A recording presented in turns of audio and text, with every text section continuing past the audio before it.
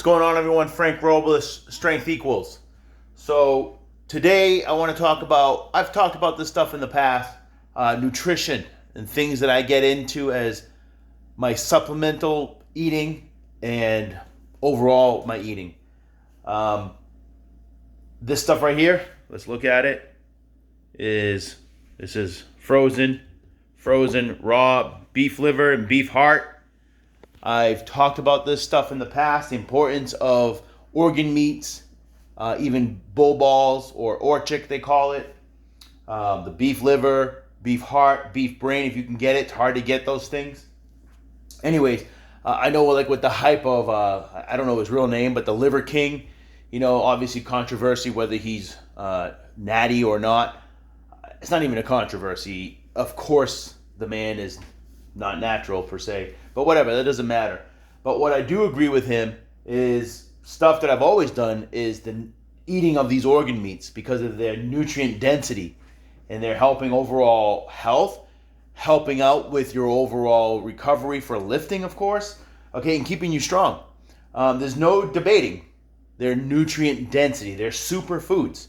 There's no debating. Obviously, there's a debate whether you need to eat them or not. If you're a vegan, whether you can get away without eating them, I think, of course, to some extent, of course. But you're not going to be able to argue the nutrient density of both these things. The vitamins that are found in these things are at a much higher level than any other meat source or even any other plant source especially. So there's no debating.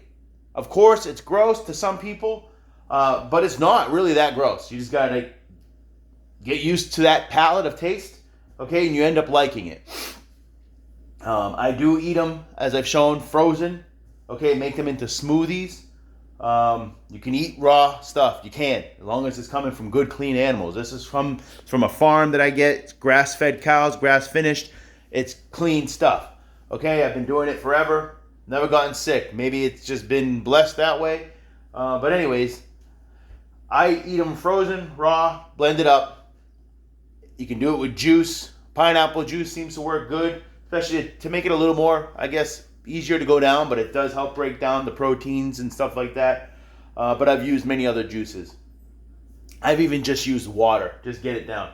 The reason why I go with this way is just easier, okay, especially when I'm using it as a quote-unquote supplement style. When I say supplement, it's not sitting down to a formal meal.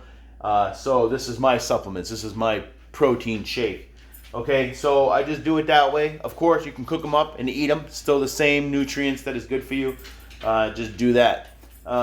So again, organ meats. Meat in general is the way to go. It's a much better way of eating. Am I just a meat eater? Of course not. I've talked about also the importance of carbohydrates. Those carbohydrates should come from a good source. We're not talking donuts and cheap refined carbs and all that stuff. I'll have to do a video at some point. When I make breads the old-fashioned way. I make sourdoughs. I sour them slowly. That really helps. Again, the nutrient levels of that bread be different. Okay, so I get carbs from there. But that is on a small level of where I get majority of my carbs. The majority of my carbs are coming from fruits, mostly fruit. We're talking all kinds of fruit. Remember, anything with a seed in it is a fruit. Okay, so squash is also a great source. I do get carbs also from tubers like carrots, potatoes. I would say roughly, especially during the summertime and in the springtime, 60 to 70% of my carbohydrates is coming from fruit. Bananas, apples, strawberries, blueberries. I mean, I'm loading up on that stuff. Loading up. Again, you cannot argue with the nutrient density of those foods. Nutrient density is vitamins, minerals. It's not just the calories. What's more important, or just as important, is the nutrients that are found in these foods.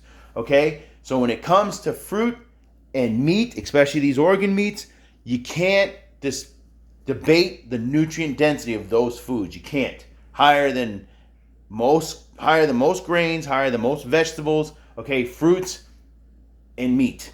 Now, where am I getting these ideas? This is something I got way back in like 2008, a book called This is an updated version. This is actually down to 2011, actually.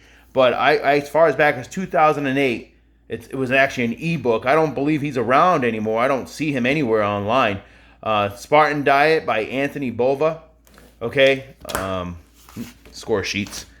It's a book that I downloaded and obviously turned it into a hard copy. Okay, but this talks about everything that I was just kind of explaining. This man has been way before the hype of Liver King, talking about, again, the importance of organ meats, meat itself, again, fruits, all that stuff. He gets into why this has been shown throughout history. Tribal people eat in certain ways. Notice this one thing, that he's compiling the work of Dr. Weston Price. Okay, so one of the things that was very obvious that Dr. Weston Price saw was this, when he's looking at these tribal people and people who were considered some of the healthiest, strongest people in the planet, and this is way back in the early 1900s. So notice this statement that I highlighted. It says that they contain on average 4 times the calcium and important minerals and 10 times the fat-soluble vitamins as the modern Western diet. So again, the foods that they ate to get to this was fruit and meats and the organs. Because of that, their nutrient density was extremely higher than those of the Western diet, which is your typical, again, as they say, SAD diet, your standard American diet, which is mostly refined carbs, devoid of most nutrients. Maybe they add it back in, synthetic nutrients, lots of low-grade meats. Okay, it's not even the same. Okay, so anyways, if you can find this book online, I think it's a good book. But if I'm just summing it up for you, fruits, meats, organ meats. Okay, stuff that people kind of now talking about more and more on YouTubes or any other social media. But I've been eating this way for a long time. It has really helped me, I believe, with keeping my health, my vitality, okay, my strength in my gym. Just keep me going. I can't say it enough. So again, get stronger, obviously, by lifting weights, but you got to allow yourself to recover, and you got to get those nutrients to help you recover, and that's by eating these foods. All right, thanks for watching, putting up with my lecture, and as always, it's not about staying strong only physically, okay, as I always say, but mentally. All right, thank you.